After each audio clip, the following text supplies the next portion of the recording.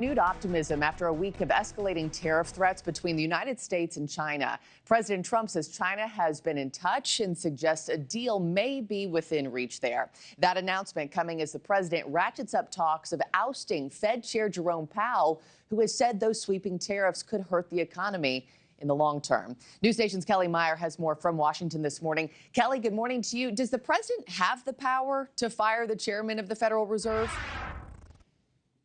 Yeah, it's a good question, Markie. Good morning. So federal law and the Supreme Court precedent right now say no. The president or the Federal Reserve is an independent institution, but President Trump is warning if he wants him gone, he'll be out fast, he says. Democrats are warning the markets will crash, they say, if President Trump fires Jerome Powell. The president's tone on the Federal Reserve chair changing as he puts pressure on Powell to cut interest rates. Powell said the administration's tariffs would likely harm the economy. Trump wrote on Truth Social yesterday that his termination couldn't come fast enough. Now, Trump appointed Powell to the job during his first term, so I asked him in the Oval Office about that. Do you regret nominating him, Jerome Powell? Look, in the first 4 years, we had the greatest economy in the history of our country. Stock market went up 88 points. I think he's terrible, but I can't complain because we had the most successful administration economically in the history of our country.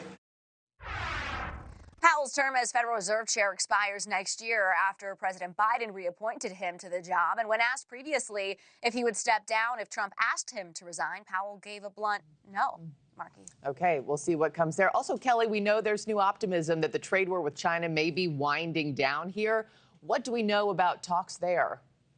Yeah, another focus for us at the White House yesterday with our questions. A new development, though, overnight in this trade war with China. President Trump revealing for the first time that the U.S. and Chinese teams are discussing a deal and that he thinks a deal could be within reach in the next few weeks. So President Trump wouldn't say specifically whether he and China's President Xi Jinping have spoken. When pressed by our Libby Dean on why talks with Xi haven't happened, Trump told her he has never said whether or not they've happened. Now, Xi meeting this week with U.S. allies in Southeast Asia as Trump's tariffs hit. Trump previously saying he wasn't worried his tariffs would push allies closer to China. So I asked him about that in the cabinet room. Should you be worried that they're growing closer? No.